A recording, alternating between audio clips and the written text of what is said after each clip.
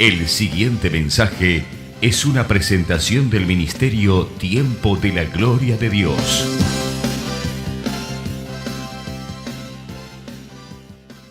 Amén.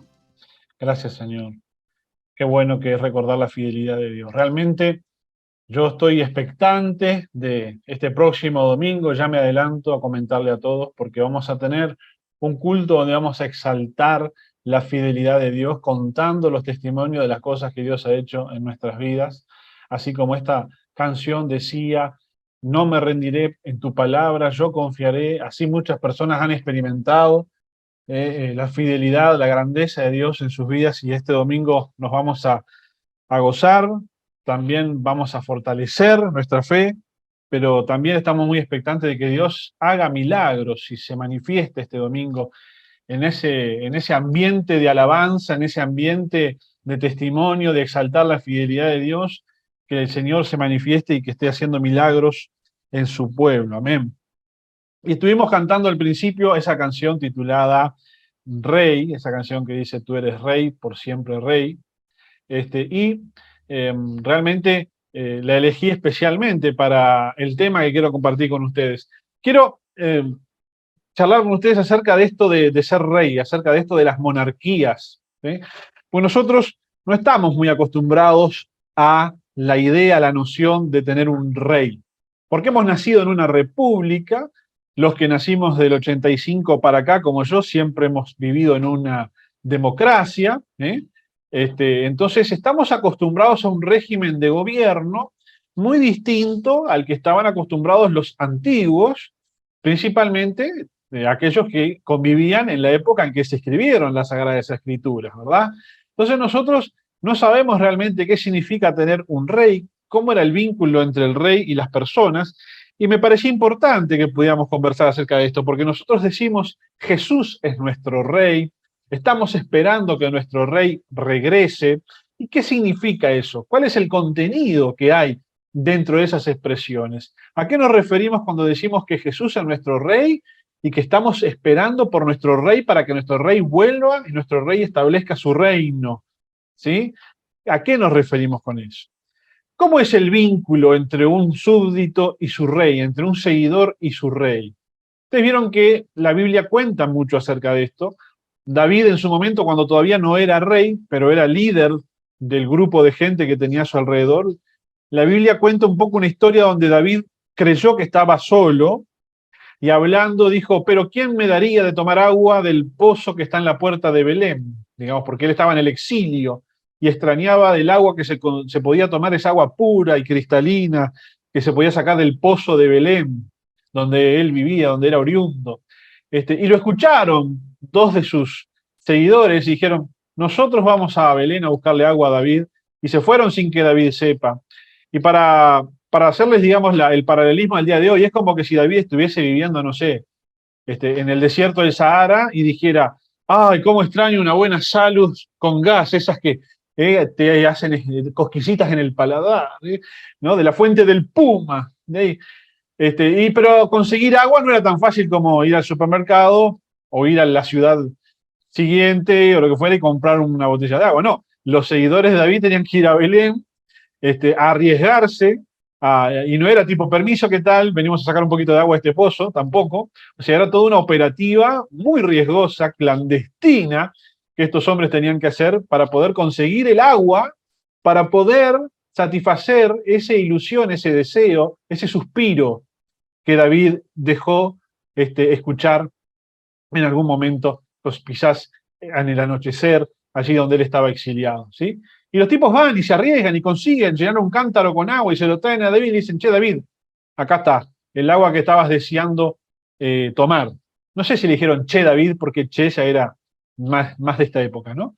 Y David, cuando recibe esa agua y ve ese gesto de lealtad de sus camaradas que arriesgaron su vida por ir a traerle el agua a Belén, dijo, no, yo no puedo tomar esta agua para la que ustedes arriesgaron su vida para que yo pueda tomar esta agua. ¿Ustedes me estaban escuchando cuando yo hablé el otro día? Qué chusmas que son. Eso fue lo primero que le dijo David a sus camaradas. Y después dice, no, pero yo esto no lo puedo tomar. Ustedes arriesgaron su vida para que yo tome esto.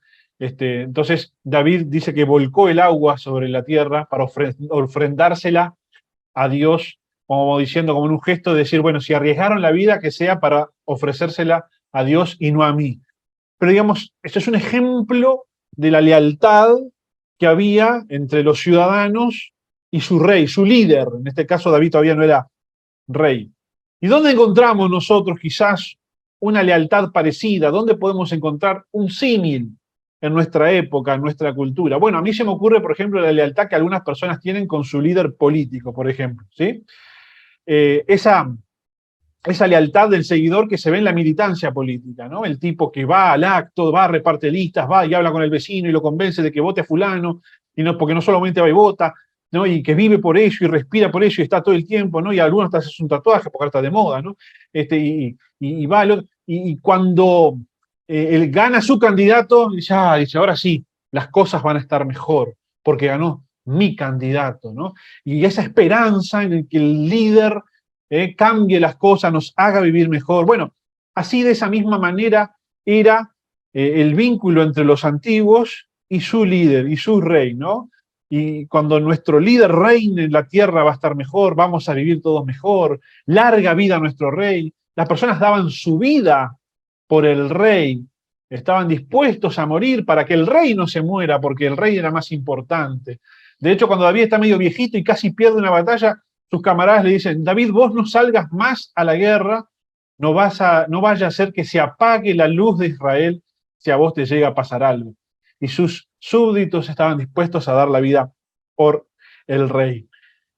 Acá en Uruguay tenemos un caso bastante particular, porque si bien, como ya le dije al principio, siempre hemos tenido república, nunca hemos tenido nobleza, pero tenemos una princesa acá en Uruguay, que ustedes la deben conocer, porque es un personaje mediático, que es la princesa Leticia d'Arenberg. Ustedes habrán escuchado a esta señora que es empresaria, que tiene, tiene fundaciones, empresas, etcétera, que se hace llamar princesa Leticia d'Arenberg. Y uno al principio dice, bueno, ¿princesa de dónde? Acá en Uruguay no hay nobleza. ¿Por qué tiene ese título? Bueno, lo cierto es que Leticia d'Arenberg nació en Siria hace ya unos cuantos añitos, en la década del 40, cuando Siria era el Líbano, era parte del gobierno de Francia antes de la Segunda Guerra Mundial. Ella era marqués de Belzunce, su papá tenía ese título nobiliario, murió sirviendo a Francia en la guerra. Su madre se casó de vuelta con un señor que era duque de Arenberg. Arenberg es una zona, es una región de Alemania, y por lo tanto ella obtuvo el título de princesa porque los hijos de los duques de aquella región recibían el título de princesa. Es más, tanto a Leticia como al resto de los de su familia se les dice Su Alteza Serenísima. Ese es el tratamiento con el que hay que dirigirse a ella.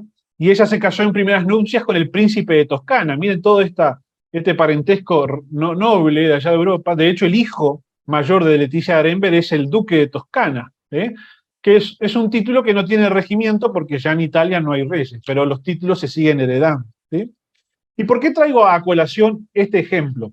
Porque lo que le ocurre a la princesa d'Arenberg es muy similar a lo que nos pasa a nosotros. Ella tiene un título nobiliario, pero no tiene dónde ejercerlo. Está en una tierra donde no se le reconoce eso. Es más, si ella volviese a Arenberg, ahora en Alemania, tampoco, porque ya los reinados en esas zonas no existen más. Hay muchas familias en Europa que son familias reales, hijos que han heredado sus títulos, pero no tienen el ejercicio del poder sobre ninguna zona. Eso ya después de la Segunda Guerra Mundial se perdió prácticamente que en su totalidad.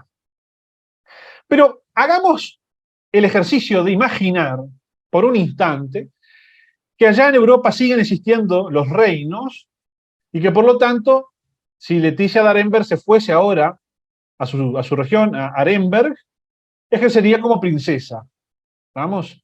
Es más, sería a esta altura quizás la reina de Arenberg, ¿sí? O la duquesa de Arenberg, más precisamente, ¿no? Pero si se fuera para allá, estando acá en Uruguay, es una ciudadana más como cada uno de nosotros.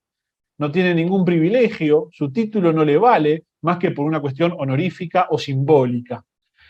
Y a nosotros, como hijos de Dios, nos pasa algo sumamente parecido, muy similar.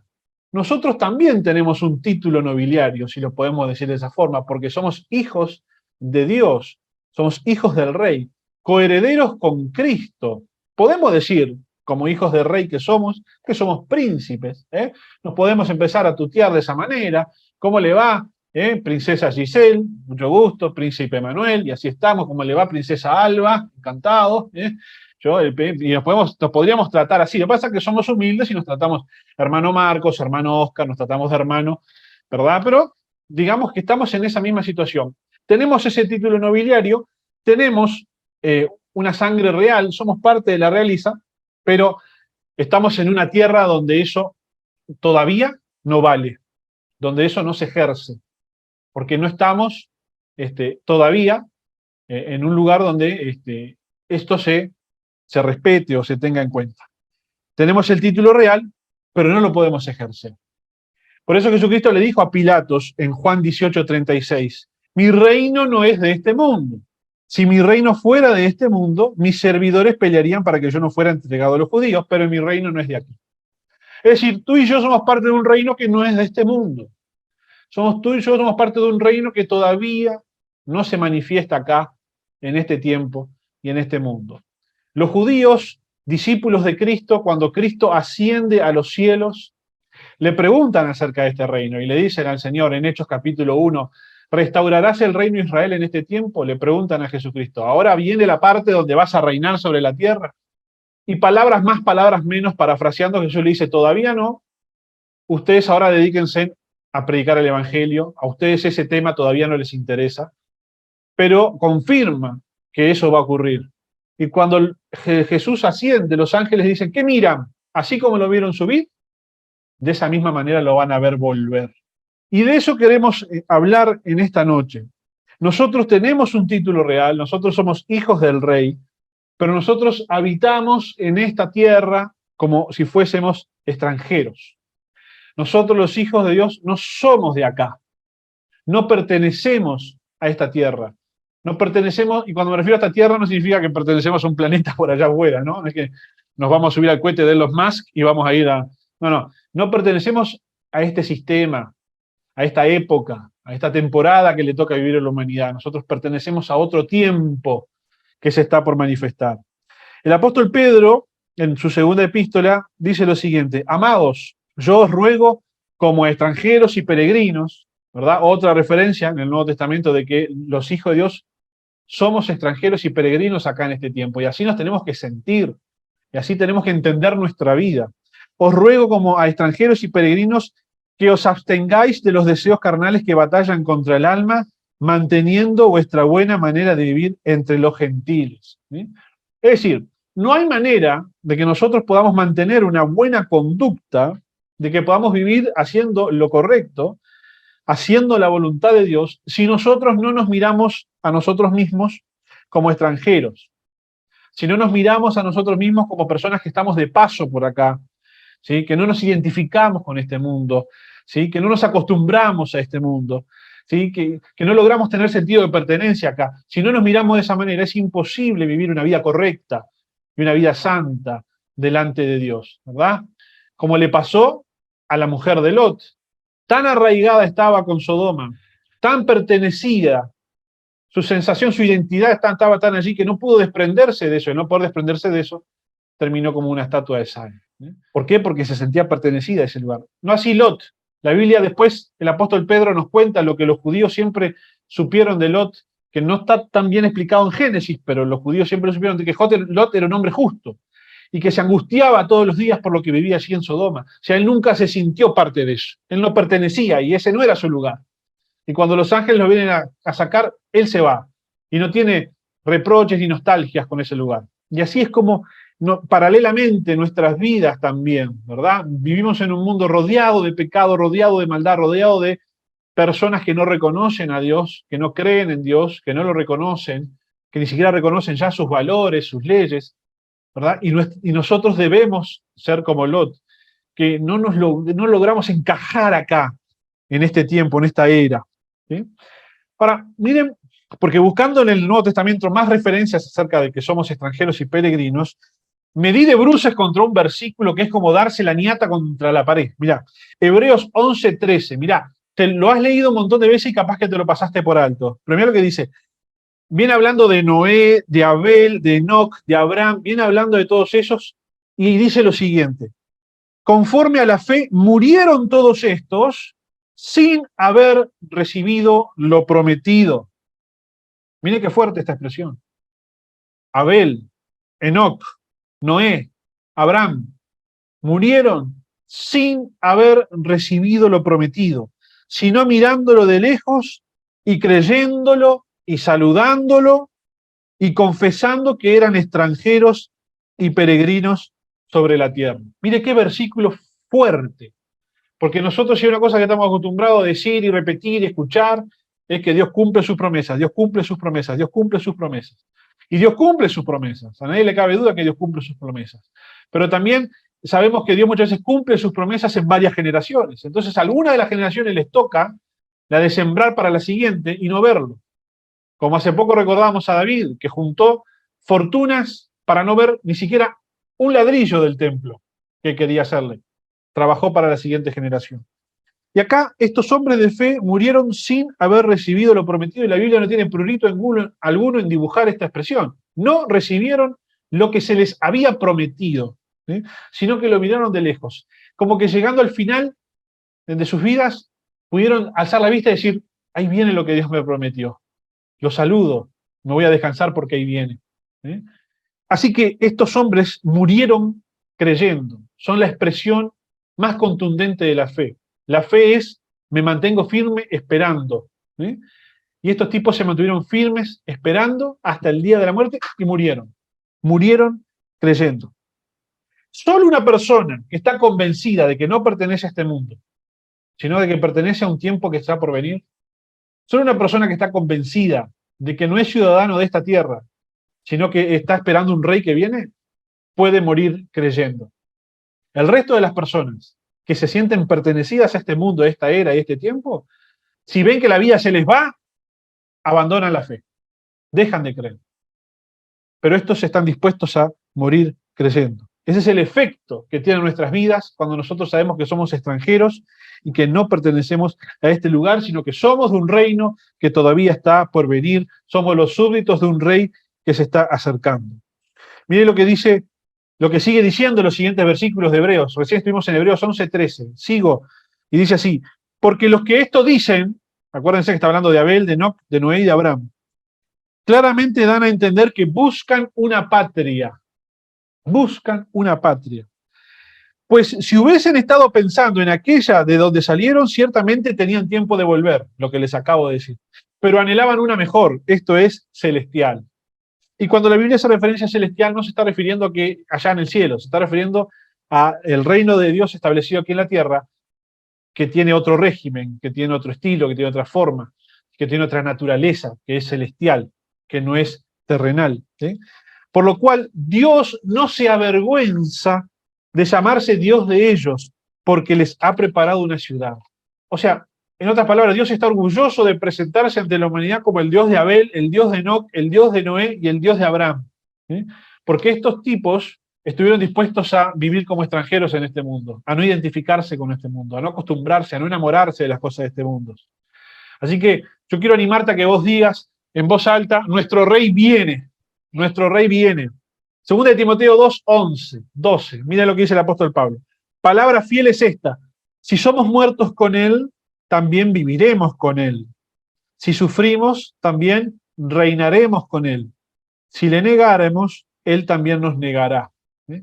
Esta es una de las tantas expresiones de la Biblia, vamos a repasar algunas hoy, que afirman que los hijos de Dios vamos a reinar junto con Cristo. Cristo resucitó, nosotros también, si nos toca morir, vamos a resucitar para ejercer ese reino junto con Cristo aquí en la tierra.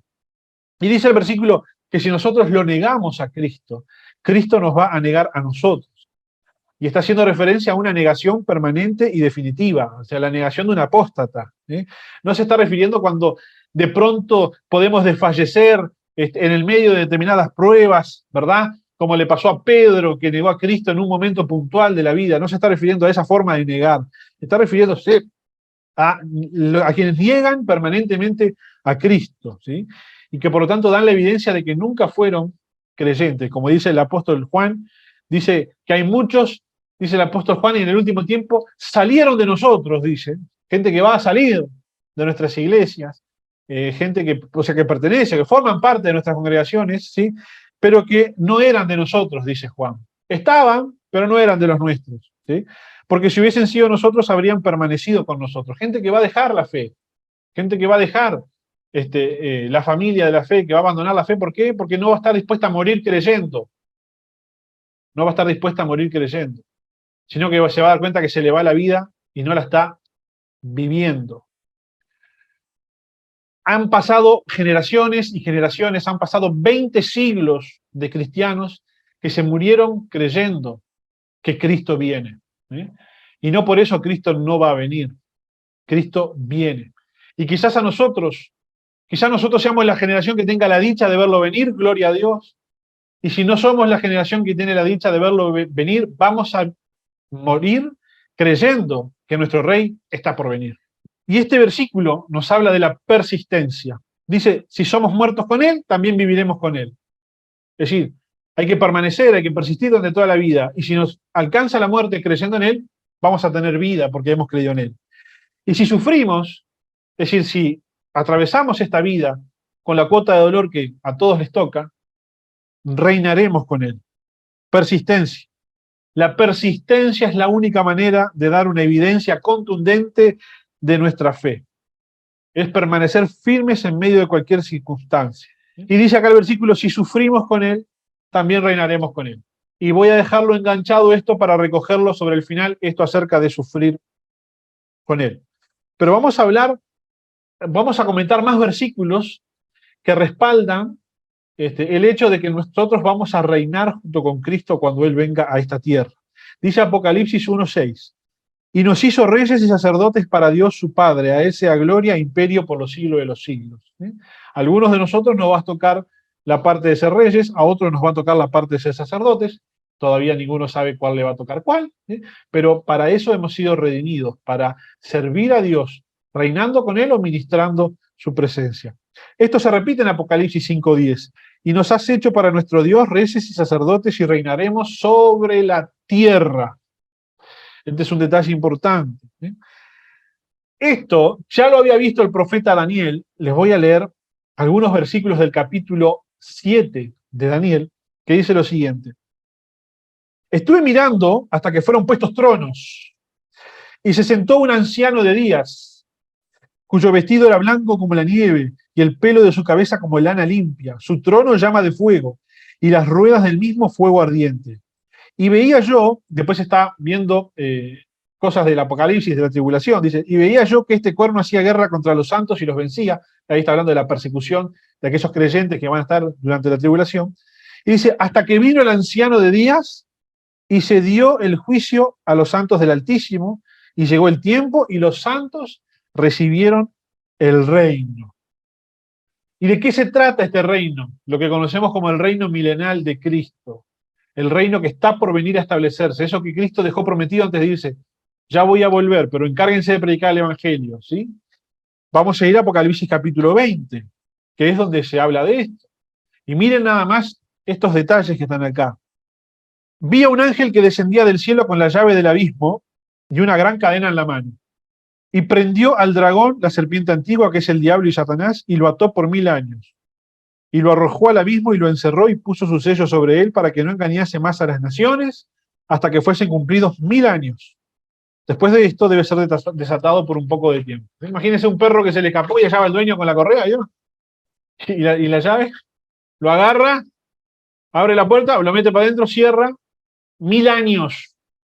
Donde la tierra no va a tener influencia satánica de ningún tipo, porque el dragón, la serpiente antigua, que es el diablo y Satanás, ha sido encadenado y encerrado en el abismo, en el Tártaro, por 1000 años. ¿Sí? ¿Y qué ve después Juan? Dice, y vi tronos, lo mismo que había visto Daniel, y se sentaron sobre ellos los que recibieron facultad de juzgar. Y vi las almas de los decapitados por causa del testimonio de Jesús y por la palabra de Dios, los que no habían adorado a la bestia ni a su imagen, y que no recibieron la marca en sus frentes ni en sus manos, y vivieron, y reinaron con Cristo 1000 años. Pero los otros muertos no volvieron a vivir hasta que se cumplieron 1000 años. Más vale que nosotros no estemos en ese grupo de muertos que no reviven, ¿eh? Nosotros somos de la primera tanda. Esta es la primera resurrección. Bienaventurado y santo el que tiene parte en la primera resurrección. Digan ahí, yo soy de la primera resurrección. La segunda muerte no tiene potestad sobre esto, la segunda muerte no tiene potestad sobre nosotros, sino que serán sacerdotes de Dios y de Cristo y reinarán con él 1000 años. Así que podés decir de vuelta, nuestro rey viene, nuestro rey viene.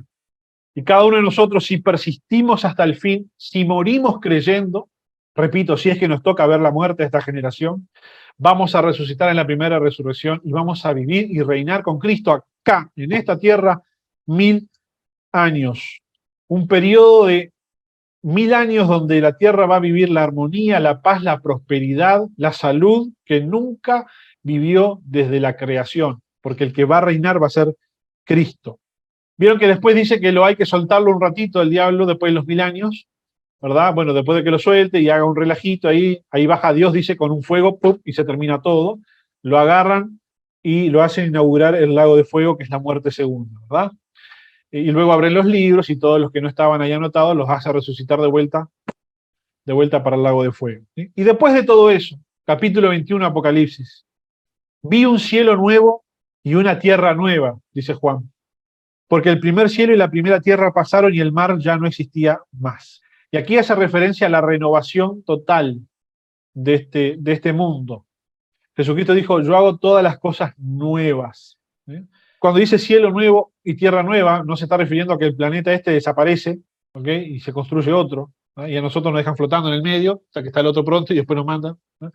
Se está refiriendo a la renovación drástica, absoluta, desde raíz de la naturaleza de este mundo en el que vivimos, por un mundo totalmente nuevo. Todo el mundo como lo conocemos hoy, su sistema, su funcionamiento va a pasar, va a dejar de existir y Dios va a hacer algo totalmente nuevo. Así que no me importa realmente si en 5.000 millones de años el Sol va a explotar, como dicen los científicos, ¿sí? O si ahora que el núcleo de la Tierra está girando más lento, capaz que el campo magnético que rodea el planeta se debilita y las partículas del Sol nos atacan, no importa. Nada de eso va a seguir funcionando después cuando el Señor establezca su reino definitivo acá, porque todo va a ser nuevo, ¿sí? Entonces, dice Pedro en una de sus epístolas, sabiendo primero esto, y fíjense qué interesante, que en los posteros días, o sea, los nuestros, vendrán burladores, andando según sus propias concupiscencias y diciendo, ¿dónde está la promesa de su advenimiento? ¿Verdad? Gente que va a decir, che, chicos, 2000 años esperando que vuelva, ¿eh? ¿Qué pasó? ¿Se olvidó? ¿Eh? ¿Nadie le puso un recordatorio al Jesús para que vuelva? ¿Qué onda? 2000 años con el cuento este, ¿qué van a estar 2000 años más ustedes los cristianos? Bueno, esa gente va a aparecer. Y mire la explicación que da Pedro de por qué la gente se burla y la gente no entiende. Porque desde el día en que los padres durmieron, es decir, desde antiguo, todas las cosas permanecen así como desde el principio de la creación. El ser humano ve y observa que nada cambia, que todo está igual desde siempre. La gente nace, se muere, ¿verdad? Todo está igual. Y encima estos nos van a decir que viene uno del cielo y que todos los vamos a ver del cielo, ¿verdad? Y nunca pasó, no pasó, no pasó, no pasa, han pasado 2000 años, no pasa, todo está igual. Y acá Pedro le dice, las cosas permanecen así desde el principio de la creación. Entonces no va a pasar, y por eso la gente no cree. Que lo mismo que le pasaba a Noé, nunca había llovido en la tierra, y viene este a decir, va a llover. Es decir, va a pasar algo que no ha pasado aún, como nosotros. Todavía Cristo no ha vuelto. Y le decimos al mundo, Cristo va a volver. Es decir, le estamos anunciando que va a pasar algo que aún no pasó, de lo cual no hay experiencia, no hay evidencia, no hay otro acto que sea similar. Lo mismo le pasaba a Noé, estaba anunciando que venía algo que nunca había ocurrido. Y la gente no le creyó. ¿Qué es eso de que iba a caer agua de arriba? ¿Qué es eso de la lluvia? ¿Estás loco armando un arca? Noé era verdaderamente un desubicado en el medio de su entorno. ¿Por qué? Porque él no pertenecía ahí. Porque él era de Dios. Y Dios era el Dios de Noé. Él no pertenecía ahí. Por eso estaba haciendo el arca. No se identificaba con toda esa gente, por eso Dios lo eligió. Y cuando empezó a llover ya era demasiado tarde. Y lamentablemente para este mundo, cuando veamos a Cristo descender del cielo, va a ser demasiado tarde. A la gente le cuesta creer cuando las cosas han sido siempre de la misma manera. Pero va a venir un tiempo que las cosas van a ser de otra manera. Y ustedes saben por qué. Porque nuestro rey viene. Y cuando venga, que se agarren. Mirá lo que sigue diciendo Pedro. Estamos leyendo 1 Pedro 3. Pero los cielos y la tierra que existen ahora, dice Pedro, están reservados por la misma palabra, guardados para el fuego en el día del juicio y de la perdición de los hombres impíos. Pero el día del Señor vendrá como ladrón en la noche. Un ladrón en la noche sorprende al que no lo está esperando. Esto de que Jesucristo viene como ladrón en la noche no es para nosotros, si nosotros lo estamos esperando. Esto de que sorprende como ladrón en la noche es para el que no lo está esperando. Por ejemplo, yo siempre estoy esperando un ladrón en la noche, por eso tengo rejas en la ventana de mi casa. Ahora, pusimos rejas en la ventana de casa cuando entraron a la ventana de la casa de abajo. Dijimos, opa, llegaron hasta esta altura, pueden llegar a la nuestra. Y ahí pusimos una ventana para que no nos sorprenda el ladrón en la noche. Estamos preparados. A nosotros no nos sorprende el ladrón en la noche. Salvo que entre por la puerta del edificio, suba hasta nuestro piso y con una bazuca nos rompa la puerta. Difícil que un Spider-Man nos entre. ¿Tá? Pero el ladrón en la noche sorprende al que no lo está esperando.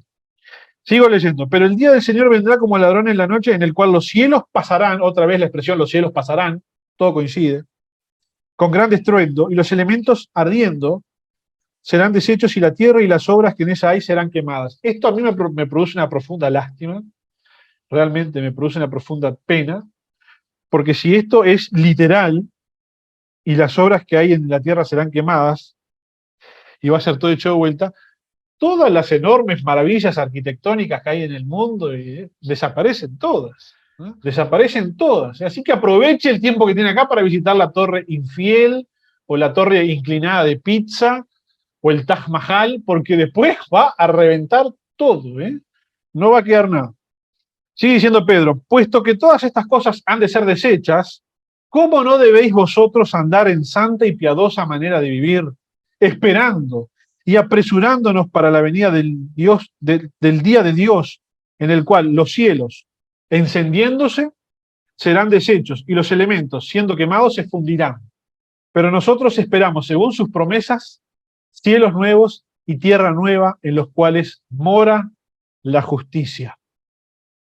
Entonces, si nosotros realmente creemos en esto que la Biblia enseña, no que nos vamos a morir y nos vamos a ir al cielo, allá una nubecita a tocar el arpa. Esa historia yo no sé quién la inventó, pero es cultural, ¿no? La gente cree que se va al cielo, se va a la nube a tocar un arpa. Sí, por eso, esa no sé quién realmente, quién la inventó, en qué siglo, y se fue repitiendo, ¿verdad? Y la gente se piensa que hay que elegir alguno de los asteroides del cinturón de asteroides y nos vamos a sentar ahí a hacer nada por la eternidad, ¿no? Que mejor eso que el infierno, dirá alguno. No sé quién lo inventó, ¿verdad? Pero yo estoy esperando esta promesa de mi Dios. Yo estoy esperando que Cristo venga, que aparezca acá, y que yo pueda salir a la ventana de mi casa y gritar, este es mi rey, les dije que iba a venir, yo sabía que iba a venir. Ahora agárrense, porque va a cumplir con todo lo que prometió. Entonces, de mientras que eso ocurre, de mientras que espero la promesa, ya sea que me toque verla, o ya sea que me muera creyendo, ¿qué dice Pedro que tengo que hacer? 1 Pedro 3:14. Dice, por lo cual, oh amados, estando en espera de estas cosas, procurad con diligencia ser hallados por él, sin mancha e irreprensibles, en paz. De mientras que yo estoy esperando que mi Cristo vuelva, que venza el mal y que establezca su reino, yo tengo que preocuparme por vivir una vida sin mancha e irreprensible y en paz, esperando de esa manera la venida de Cristo. Ahora, claro, todo promesas, ¿no? Todo promesas. Va a venir Cristo, va a establecer su reino, se va a acabar la maldad. Pero de mientras, ¿qué ocurre de mientras? ¿Por qué vivimos en un mundo tan rodeado de maldad? Basta comprender la televisión y ver que vivimos en un mundo rodeado de maldad. En algunos casos ni siquiera hace falta prender la televisión, lamentablemente la gente vive rodeada de maldad. Y hay gente que se pregunta, con razón, porque yo le doy la razón, tienen que hacerse esa pregunta, si Dios existe, ¿por qué hay maldad en la tierra? ¿Por qué no viene de una buena vez ese rey que hace media hora que me venís hablando, que decís que va a venir y termina con todo esto de una buena vez? Y es que el problema que tenemos nosotros los hombres cuando nos enfrentamos al tema, al asunto de la maldad, es que perdemos de vista la perspectiva eterna. Y este es un punto importante. Para las personas, esta es la única vida que tienen. Es esto y no hay más nada. ¿Sí? Entonces las personas buscan respuestas aquí y ahora, respuestas que se puedan ver allá. Pero nosotros, como creemos en la vida eterna y estamos esperando el reino milenario de Cristo, estamos conscientes y convencidos de nuestro futuro, de nuestra esperanza, de nuestra vida eterna, vemos las cosas con una perspectiva eterna también. No podemos escapar a la realidad de que la maldad existe en esta tierra y existe por exclusiva responsabilidad del hombre, porque nuestros padres, porque Adán y Eva, que se les creó con la incapacidad de hacer y pensar el mal. Dios los creó incapaces de hacer el mal y de pensar el mal. ¿Sí? La única manera de que ellos pudiesen pensar y hacer el mal es ingiriendo el mal. Por eso el fruto del bien y del mal no lo podían comer, porque allí iban a introducir en sus vidas aquello que Dios dejó expresamente al lado de afuera. ¿Está? Pero bueno, ellos tuvieron el libre albedrío de elegir, eligieron, y sabemos nosotros bien lo que eligieron y el mundo que nos legaron. Sabemos que Eva fue engañada, el apóstol Pablo lo aclara muy bien. Eva fue engañada, Adán no fue engañado. No sé qué pasó con Adán, por qué comió, pero la Biblia dice, Eva fue engañada, Adán no. Así que eso después usted lo profundiza un poco más. ¿Sí? Pero como sea, la maldad entró, ahí está, y uno se puede preguntar, bueno, ¿y eso es todo? ¿Esa es toda la respuesta que tenemos acerca del tema de la maldad? ¿Nos resignamos a que está? ¿Nuestros padres nos heredaron esta maldad y listo? ¿No decimos más nada? Bueno, gracias a Dios que no. Afortunadamente no. Porque desde el momento en que Adán y Eva pecaron e introdujeron la maldad a este mundo, desde ese momento Dios hizo la promesa de que Él iba a vencer finalmente a la maldad.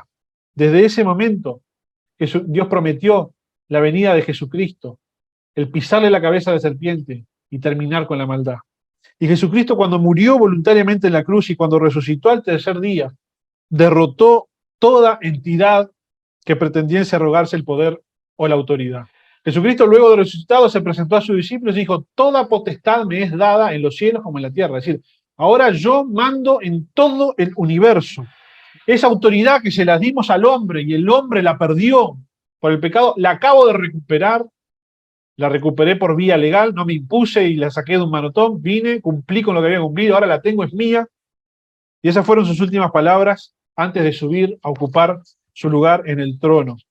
Entonces esto se pone más difícil todavía, porque si yo digo esto, alguien me va a preguntar, bueno, entonces si Jesucristo ya tiene toda la autoridad y todo el poder del universo y es el number one, es el amo, es el uno, ¿por qué no viene de una buena vez a ejercer ese poder y terminar con el mal? ¿No ve que la gente está sufriendo? Pero bueno, Cristo venció. Esto hay que asegurarlo, hay que afirmarlo, y Cristo va a regresar muy pronto y va a ejercer su reino por toda la eternidad, va a ejecutar su juicio y va a terminar con la maldad y nos va a dar una vida eterna de paz. Pero la gente se pregunta cuándo va a ocurrir esto, y tienen razón en preguntarse por qué Dios se demora, y tienen razón en preguntarse, ¿sí? Porque mientras Cristo se siga demorando, la maldad sigue haciendo estragos en esta tierra. ¿Por qué Dios lo permite? También, como les dije al principio, los discípulos también preguntaron esto, ¿cuándo vas a volver? ¿Eh? Y Jesús les dijo, a ustedes no les toca saber eso, ustedes dedíquense a predicar el Evangelio, a ser testigos de mí. En otras palabras, Jesús les dijo a sus discípulos, yo voy a volver, voy a establecer mi reino, voy a desterrar definitivamente la maldad, pero ustedes no se preocupen por saber cuándo. Ustedes concéntrense en la misión que les dejo, la de lograr que todo el mundo sepa quién soy y que puedan acceder a la vida eterna al conocerme. Ver la maldad triunfar momentáneamente en este mundo. Acuérdense que tenemos que ver todo con perspectiva de eternidad. El triunfo de la maldad es momentáneo, es corto. Pero ver el triunfo de la maldad puede ser descorazonador. Esa maldad que llevó a que Job se haga tantas preguntas, esa maldad que llevó a que Elías deseara la muerte, la maldad que confundió a los discípulos de Juan el Bautista y fueron a preguntar si era el Mesías o no, la maldad que sorprendió a Pedro y que terminó negando a Cristo. Muchos creyentes, dice la epístola de Hebreos, abandonaron la fe por culpa de la maldad, y a Jesucristo anunció en los últimos tiempos que el amor de muchos se va a enfriar a causa de la maldad. Pero la maldad en este mundo, en esta tierra, en este tiempo, es una sola gota de agua en un mar, en un océano. Es como un grano de arena en una playa. ¿Sí? ¿Por qué? Porque el triunfo temporal del mal no se compara con la victoria eterna que Cristo nos va a dar cuando venga a reinar. Entonces, ¿por qué Dios permite que el mal triunfe en la tierra, aunque sea momentáneamente, aunque desde una perspectiva eterna uno diga es un poquito comparado con la eternidad en paz? Bueno, entre otras cosas porque Dios quiere que la gente le sirva, porque ha entendido que Dios es digno de ser servido, y no solamente porque Dios es un ser poderoso. Este es un rasgo típico de la lógica esclavizante en la que nosotros vivimos en este tiempo, esa lógica que es alienante del ser humano, que nos convierte en cosas, en objetos, en mercancías, ¿sí? Esto de servir a uno que es más poderoso que yo para que me ayude a cumplir mis propósitos. Lo que hablamos al principio. ¿Por qué voto al líder tal? Porque me promete que me va a dar cosas. Lo que hablaba el apóstol hace un par de miércoles atrás acerca del soborno, ¿sí? Es decir, en pocas palabras, los liderazgos humanos y políticos no son más que sobornos, no son más que compras. Yo le compro el voto a usted a cambio de la promesa de hacer que usted viva mejor, y voy a tratar de cumplir esa promesa que usted viva mejor, así usted me vota de vuelta. Y está todo basado en el interés.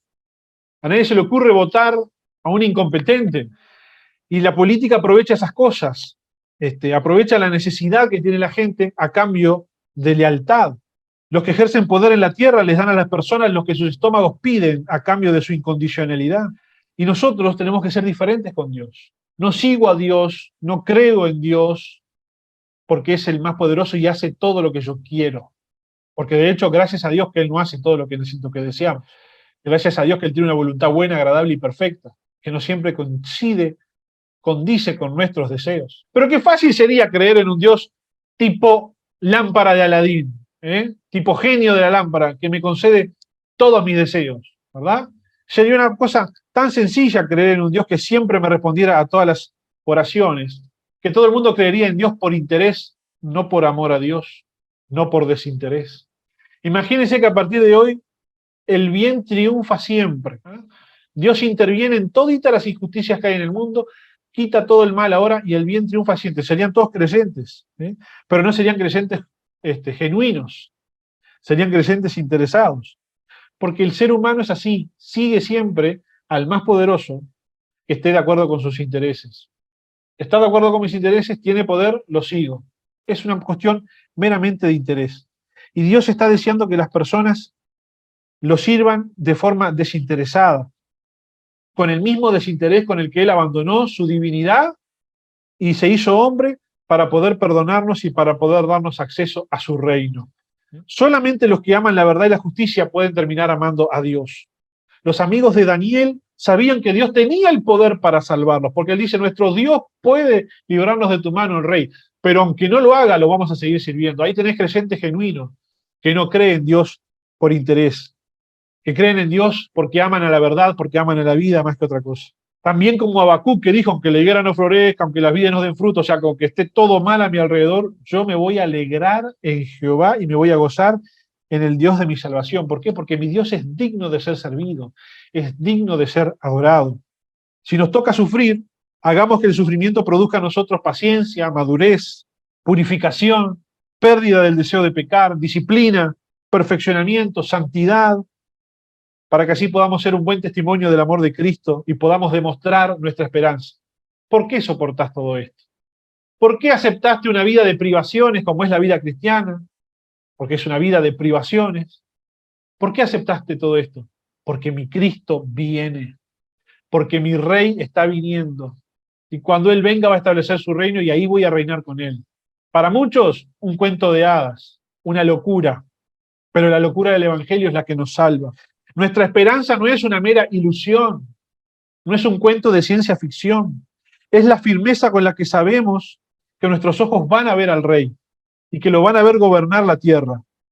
Cuando todo ojo lo vea, porque la Biblia dice, todo ojo lo va a ver, y cuando todas las rodillas se doblen para confesar que Él es Jesús, ahí vas a estar vos, ahí voy a estar yo, ahí vamos a estar los dos mirándolo, quizás mirándonos entre nosotros, y diciendo, yo sabía que esto iba a pasar. Sabía que era así. Y algunos vamos a decir, Cristo es el Señor. Y capaz que algunos medio mal hablados se le escapa, Cristo es el Señor, carajo. Lo sabía. Y otros van a decir, Cristo es el Señor, así a regañadientes porque lo negaron toda su vida y ahora lo van a ver. Voy a terminar con esta historia que nos contó Jesucristo en Lucas capítulo 16. que dice así: había un hombre rico que se vestía de púrpura y de lino fino y hacía cada día banquete con esplendidez.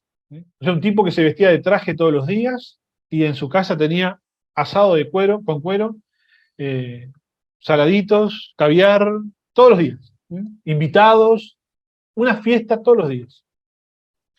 Había también un mendigo llamado Lázaro, que estaba echado a la puerta de aquel, lleno de llagas, y ansiaba saciarse con las migajas que caían de la mesa del rico, y aún los perros venían y le lamían las llagas.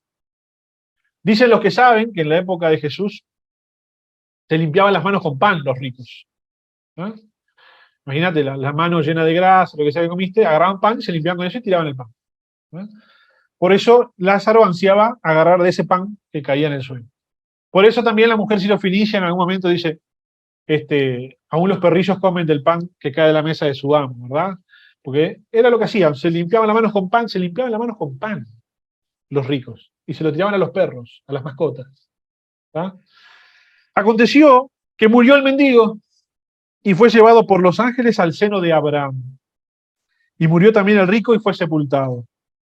Y en el Hades alzó sus ojos, el rico, estando en tormentos, y vio de lejos a Abraham y a Lázaro en su seno.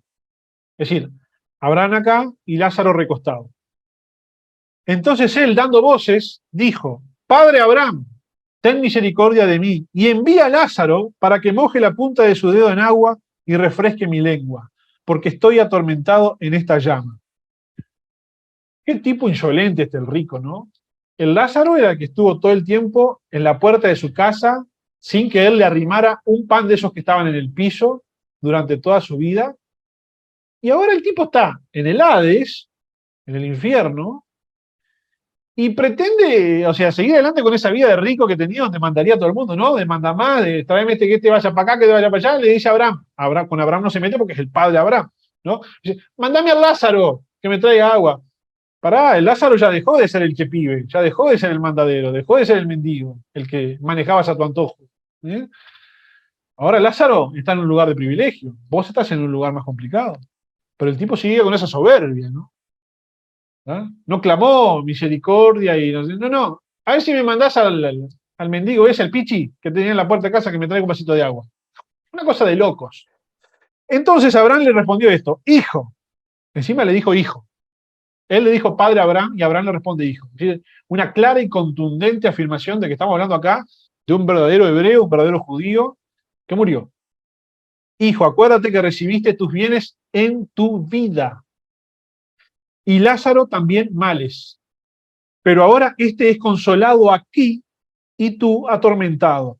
Además de todo esto, una gran cima, es decir, un abismo, está puesta entre nosotros y vosotros, de manera que los que quieran pasar de aquí a vosotros no pueden, ni de allá pueden pasar para acá. Entonces le dijo: te ruego pues, padre, que le envíes a la casa de mi padre, porque tengo 5 hermanos, para que les testifique, a fin de que no vengan ellos también a este lugar de tormento. Es decir, el rico dijo, bueno, ya que no tengo escapatoria, ya que no zafo de esta, al menos voy a ver si puedo salvar a mis seres queridos. Y le pide a Abraham que haga que el muerto reviva y vaya y les cuente a los demás.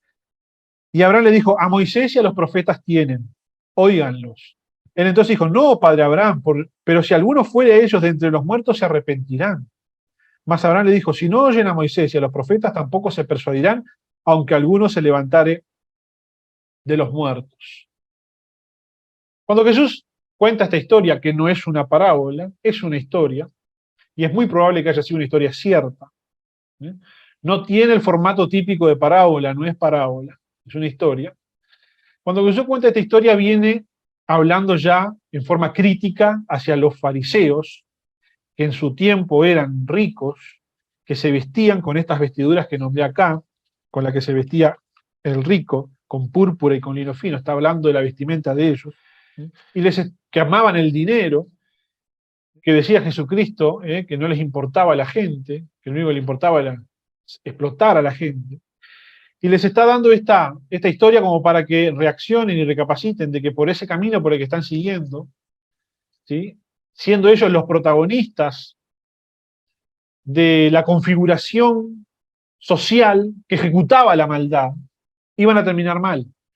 Y pone por nombre al mendigo Lázaro, que quizás fuese el nombre del mendigo, o quizás no, se lo cambió a propósito, para que les quedara resonando el nombre de Lázaro, porque poco tiempo después de que Jesucristo cuente esta historia, Lázaro, el amigo de él, va a resucitar. Es decir, Jesús hizo lo que en la historia no pasó, les trajo uno de entre los muertos, para que les diga, y así todos los fariseos lo escuchaban. Era un mensaje claro para ellos. Si les mando uno entre los muertos, no lo van a escuchar. Es más, ahora en un ratito les traigo uno entre los muertos, y van a ver que no lo van a escuchar. Porque la Biblia dice que Lázaro se levantó de la tumba y que hablaba y que convertía gente y que hacía que la gente creyera en Cristo, pero los fariseos querían matar a Lázaro, pobre Lázaro. Murió, lo resucitan y lo quieren matar de vuelta. Pues, pobre, ¿no?